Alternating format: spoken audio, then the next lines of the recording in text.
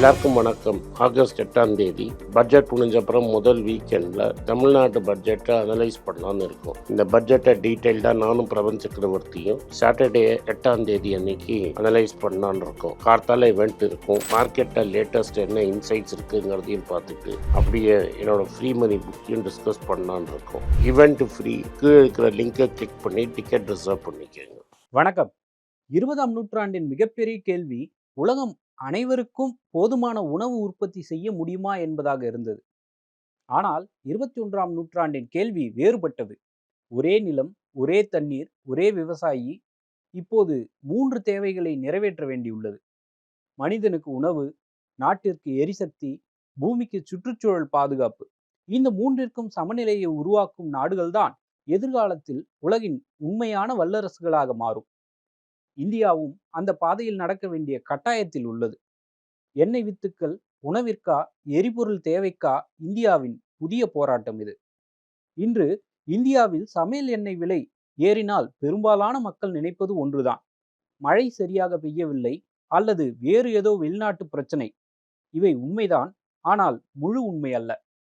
இந்திய சமையலறையில் பயன்படும் 1 லிட்டர் எண்ணெயின் பின்னால் மழையோ போரோ மட்டுமல்ல, உலக அரசியல், எரிசக்தி பாதுகாப்பு, காலநிலை மாற்றம், வர்த்தகம், விவசாய கொள்கை மற்றும் உயிரி எரிபொருள் அதாவது பயோஃபியூல் பொருளாதாரமும் ஒன்றாக செயல்படுகின்றன. ஒரு காலத்தில் சமையலறைக்கு மட்டுமே சென்ற பனை, சோயாபீன், சூரியகாந்தி எண்ணெய்கள் இன்று பல நாடுகளில் கார், பேருந்து, விவசாய இயந்திரங்களின் எரிபொருளாகவும் மாறிக்கொண்டிருக்கின்றன. இதுதான் உலக பொருளாதாரத்தில் மெதுவாக நடைபெறும் மிகப்பெரிய மாற்றம். ஒரு புதிய போட்டி உருவாகி கொண்டிருக்கிறது. மனித வரலாற்றில் நிலம் 2 நோக்கங்களுக்காக மட்டுமே பயன்படுத்தப்பட்டது. மனிதர்களுக்கான உணவு, கால்நடைகளுக்கான தீவனம். இவை உற்பத்தி செய்வது 2 மட்டும்தான் தேவைகளாக இருந்தன. ஆனால் 21ஆம் நூற்றாண்டில் 3வது போட்டியாளர் வந்துவிட்டார். அது எரிபொருள். இன்று விவசாய நிலம் உணவுக்கு மட்டுமல்ல, எரிபொருளுக்கும் போட்டியிடுகிறது. ஒரு விவசாயி எந்த பயிரை விதைக்க வேண்டும் என்ற முடிவு இனி வெறும் விவசாயி முடிவு அல்ல, அது தேசிய பாதுகாப்பு முடிவாக மாறிவிட்டது. வளர்ந்து வரும் பொருளாதாரமாக இந்தியா இருந்தாலும் 2 பொருட்களில் இன்னும் உலகையே சார்ந்திருக்கிறது: கச்சா எண்ணெய், சமையல் எண்ணெய். இரண்டுமே இந்தியாவின் அந்நிய செலாவணியை பெருமளவில் வெளியேற்றுகின்றன. இந்தியாவில் பயன்படும் சமையல் எண்ணெயில் சுமார் 60% வெளிநாடுகளிலிருந்து வருகிறது. அதாவது இந்திய உணவின் ஒரு முக்கிய அங்கம் மற்ற நாடுகளின் விவசாயத்தை சார்ந்துள்ளது. மத்திய கிழக்கில் ஈரான் அமெரிக்கா பதற்றம் தீவிரம் அடைந்ததும் கடல் வழி எரிபொருள் மற்றும் சரக்கு போக்குவரத்து பாதிக்கப்பட்டு சர்வதேச ஏற்றுமதி பாதைகளில் இடர் மற்றும் காப்பீட்டு செலவுகள் உயர்ந்தது. இது சூரியகாந்தி உள்ளிட்ட எண்ணெய் வகைகளின் இறக்குமதி செலவை உயர்த்தியது. இதே காலகட்டத்தில் இந்தியாவில் பருவமழையும் சீராக அமையவில்லை. எண்ணெய் வித்து விளைச்சலும் குறைந்தது. உலக விநியோக சங்கிலி பாதிப்பும் உள்நாட்டு உற்பத்தி பாதிப்பும் ஒரே நேரத்தில் நிகழ்ந்ததால் சமையல் எண்ணெய் விலை உயர்ந்தது. ஆனால் இதைவிட ஆழமான காரணம் ஒன்று உள்ளது. அது மோதலோ மழையோ அல்ல. உலகம் இப்போது எண்ணெயை சாப்பிட மட்டும் பயன்படுத்தவில்லை, எரிபொருளாகவும் பயன்படுத்துகிறது. அமெரிக்கா தனது பயோடீசல் திட்டத்தை வேகமாக விரிவுபடுத்தியுள்ளது. பிரேசில் டீசலில் அதிக உயிரி எரிபொருளை கலக்கிறது. உலகின் மிகப்பெரிய பனை எண்ணெய் உற்பத்தியாளரான இந்தோனேசியா இன்று B50 கொள்கையை நடைமுறைப்படுத்துகிறது. டீசலில் 50% வரை பனை எண்ணெய். ஒரு காலத்தில் ஏற்றுமதி செய்யப்பட்ட பனை எண்ணெய் இன்று அந்நாட்டின் சொந்த எரிபொருள் தேவைக்காக பயன்படுத்தப்படுகிறது. அதனால் உலக சந்தைக்கு வரும் அளவு குறைந்து தேவை அதிகரித்து விலையும் உயர்கிறது. இந்த உயர்வை இந்தியா தவிர்க்க முடியவில்லை. ஏனெனில் இந்தியா உற்பத்தியாளர் அல்ல, வாங்குபவர். விவசாய நிலம் மனிதர்களுக்கு உணவு உற்பத்தி செய்ய வேண்டுமா அல்லது வாகனங்களுக்கு எரிபொருள் உற்பத்தி செய்ய வேண்டுமா என்ற கேள்வி எதிர்கால வேளாண்மை கொள்கையின் மையமாக மாறப்போகிறது. இந்தியா ஒரே நேரத்தில் 2 இலக்குகளை அடைய முயற்சிக்கிறது: உணவு எண்ணெயில் தன்னிறைவு, எத்தனால் கலப்பு மூலம் கச்சா எண்ணெய் இறக்குமதி குறைப்பு. இவை ஒரே விவசாய நிலத்தை நோக்கி போட்டியிட ஆரம்பித்தால் என்ன நடக்கும் என்பதுதான் இந்தியாவின் அடுத்த பெரிய அரசியல் பொருளாதார கதை. ஒரு நாட்டின் பொருளாதாரத்தை புரிந்து கொள்ள வேண்டுமென்றால் அதன் விவசாயிகள் எந்த பயிரை ஏன் தேர்வு செய்கிறார்கள் என்பதை பாருங்கள். ஒரு விவசாயி எந்த விதையை விதைக்கிறார் என்பது தனிப்பட்ட முடிவாக தோன்றலாம். ஆனால் உண்மையில் அது சந்தை விலை, அரசின் கொள்கை, உலக வர்த்தகம், தொழில்நுட்பம், நீர்வளம், மானியம் மற்றும் எதிர்கால வருமானம் ஆகியவற்றை உள்ளடக்கிய ஒரு பொருளாதார தீர்மானம். இந்தியாவில் நிலம் இல்லை என்பது பொதுவான கருத்து. ஆனால் உண்மை அதற்கு நேர்மாறானது. உலகில் எண்ணெய் வித்துக்கள் பயிரிடப்படும் மொத்த நிலப்பரப்பில் சுமார் 20% இந்தியாவில் உள்ளது. ஆனாலும் உலக உற்பத்தியில் இந்தியாவின் பங்கு வெறும் 10% தான். அதாவது பிரச்சனை நிலப்பரப்பு அல்ல, உற்பத்தி திறன்தான். அர்ஜென்டினா விவசாயி பெரும் சோயாபீன் விளைச்சலை, அமெரிக்கா பெரும் நிலக்கடலை விளைச்சலை இந்திய விவசாயி எட்ட முடியவில்லை. இந்தியாவின் முக்கிய எண்ணெய் வித்தான கடுகின் விளைச்சலும் உலக சராசரியை விட குறைவு. முதலாவதாக எண்ணெய் வித்து சாகுபடியில் சுமார் 70 முதல் 75% மழையை மட்டுமே நம்பியுள்ள நிலங்களில் நடைபெறுகிறது. பாசன வசதி குறைவு, ஒரு பருவமழை தவறினால் விளைச்சலும் தவறும். இரண்டாவதாக, இந்திய விவசாய நிலங்கள் மிகச்சிறியதாக பிரிக்கப்பட்டுள்ளன. ஒரு குடும்பம் 2-3 ஏக்கர்களில் விவசாயம் செய்கிறது. புதிய விதைகள், இயந்திரங்கள், சொட்டு நீர் பாசனம் போன்ற முதலீடுகள் சிறிய விவசாயிகளுக்கு எளிதில் கிடைப்பதில்லை.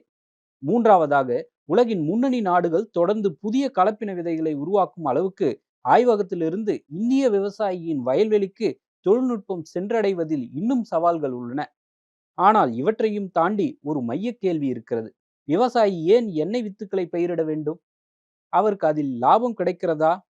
இந்த கேள்விக்கான பதில்தான் இந்தியாவின் சமையல் எண்ணெய் நெருக்கடியின் இதயம். 1980களில் இந்தியா இதை ஒருமுறை வெற்றிகரமாக செய்தது. மஞ்சள் புரட்சி, அதாவது எல்லோ ரெவல்யூஷன். ஊக்கத்தொகைகள், மேம்பட்ட விதைகள், சிறந்த வாங்கும் விலைகள், வலுவான விவசாய விரிவாக்க சேவைகள் மூலம் இந்தியா சமையல் எண்ணெயில் தன்னிறைவை நோக்கி வேகமாக முன்னேறியது. ஆனால் பொருளாதார தாராளமயமாக்கலுக்கு பிறகு மலேசியா, இந்தோனேஷியாவில் இருந்து மிகவும் மலிவான பனை எண்ணெய் இந்திய சந்தைக்குள் நுழைந்தது. பனை மரங்கள் ஒரு ஹெக்டேருக்கு பன்மடங்கு அதிக எண்ணெய் தருவதால் அதன் உற்பத்தி செலவும் விலையும் குறைவு. நுகர்வோருக்கு இது நல்ல செய்தி. ஆனால் இந்திய விவசாயிக்கு இது ஒரு போட்டி. உள்நாட்டு எண்ணெய் வித்து விலை மலிவான இறக்குமதியுடன் போட்டியிட முடியாமல் போக விவசாயிகள் மெல்ல அந்த பயிர்களை விட்டு விலகினர். சந்தை வெறும் இன்றைய விலையை மட்டுமல்ல, விவசாயியின் அடுத்த தலைமுறை முடிவுகளையும் நிர்ணயிக்கிறது என்பதே இதன் பாடம். இந்த அனுபவத்திலிருந்து பாடம் கற்ற மத்திய அரசு தேசிய சமையல் எண்ணெய் இயக்கத்தை, அதாவது national mission on edible oils oil seeds, இந்த திட்டத்தை அறிவித்தது. 2030-31க்குள் எண்ணெய் வித்து உற்பத்தியை 39 மில்லியன் டன்னிலிருந்து 70 மில்லியன் டன்னாக உயர்த்தி உள்நாட்டு தேவையில் 70%க்கு மேல் இந்தியாவிலேயே உற்பத்தி செய்வதே இதன் இலக்கு. காகிதத்தில் இது ஒரு சிறப்பான திட்டம்தான். ஆனால் இதை அமைதியாக சவாலுக்கு உட்படுத்தும் ஒரு புதிய போட்டியாளர் வந்துவிட்டார்: எத்தனால் பொருளாதாரம். ஒரு நாட்டின் பொருளாதாரத்தில் மிகப்பெரிய மாற்றங்கள் பல நேரங்களில் சட்டமன்றத்தில் தொடங்குவதில்லை, விவசாயியின் வயலில்தான் தொடங்குகின்றன. இந்தியா உலகின் மிகப்பெரிய சமையல் எண்ணெய் இறக்குமதியாளர் மட்டுமல்ல, மிகப்பெரிய கச்சா எண்ணெய் இறக்குமதியாளர்களில் ஒன்றும் கூட. இரண்டுமே அந்நிய செலாவணியை பெருமளவில் வெளியேற்றுகின்றன. கச்சா எண்ணெய் விலை உயர்ந்தால் அது டீசல், போக்குவரத்து, உற்பத்தி செலவு, பணவீக்கம், ரூபாய் மதிப்பு என ஒட்டுமொத்த பொருளாதாரத்தையும் பாதிக்கும். அதனால்தான் இதை இந்தியா தேசிய பாதுகாப்பு பிரச்சனையாகவே பார்க்கிறது. இந்தியா தன் கச்சா எண்ணெய் தேவையில் சுமார் 85 முதல் 90% வெளிநாடுகளிலிருந்து இறக்குமதி செய்கிறது. மத்திய கிழக்கில் ஈரான் அமெரிக்கா பதற்றமோ, கடல் வழி போக்குவரத்து பாதிப்போ எங்கு நிகழ்ந்தாலும் அதன் தாக்கம் இந்திய பெட்ரோல் பங்குகளில் தெரியும். நாம் பயன்படுத்தும் பெட்ரோலில் ஒரு பகுதியாவது இந்தியாவில் தயாரிக்க முடியாதா என்ற கேள்விக்கான பதிலே இந்த எத்தனால் கலப்பு திட்டம், அதாவது எத்தனால் பிளெண்டிங் புரோகிராம். பெட்ரோலில் குறிப்பிட்ட சதவீதம் எத்தனால் கலப்பதன் மூலம் இறக்குமதி குறைதல், அந்நிய செலாவணி சேமிப்பு, விவசாயிகளுக்கு புதிய சந்தை, கார்பன் உமிழ்வு குறைப்பு ஆகிய 4 இலக்குகளையும் அடைய அரசு முயன்றது. 2014இல் சுமார் 38 கோடி லிட்டராக இருந்த எத்தனால் உற்பத்தி 10 ஆண்டுகளுக்குள் 900 கோடி லிட்டருக்கும் அதிகமாக உயர்ந்தது. 20% கலப்பு இலக்கும் திட்டமிட்ட காலத்துக்கு முன்பே எட்டப்பட்டது. ஆனால் ஒவ்வொரு வெற்றிக்கும் ஒரு மறைந்த செலவு இருக்கும். இன்று இந்தியாவில் தயாரிக்கப்படும் எத்தனால் பெரும்பாலும் முதல் தலைமுறைக்கானது, அதாவது ஃபர்ஸ்ட் ஜெனரேஷன். கரும்பு, மொலாசஸ், மக்காச்சோளம் போன்ற உணவுப் பயிர்களில் இருந்து தயாரிக்கப்படுவது. இதுவே உலகளவில் ஃபுட் வெர்சஸ் ஃபியூல் விவாதத்தை உருவாக்கியது.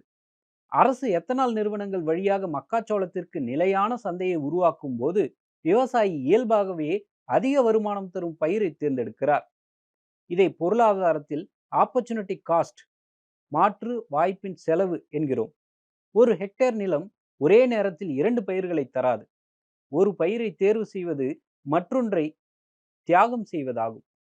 இந்த கருத்தை புரிந்து கொள்ளாமல் இந்தியாவின் எத்தனால் கொள்கையை புரிந்து கொள்ள முடியாது. எத்தனால் தயாரித்த பின் மிச்சமிருக்கும் புரதச்சத்து மிக்க கால்நடை தீவனம் DDGS. இது சோயாபீன், நிலக்கடலை பிண்ணாக்குகளுக்கு போட்டியாக சந்தைக்குள் வருகிறது.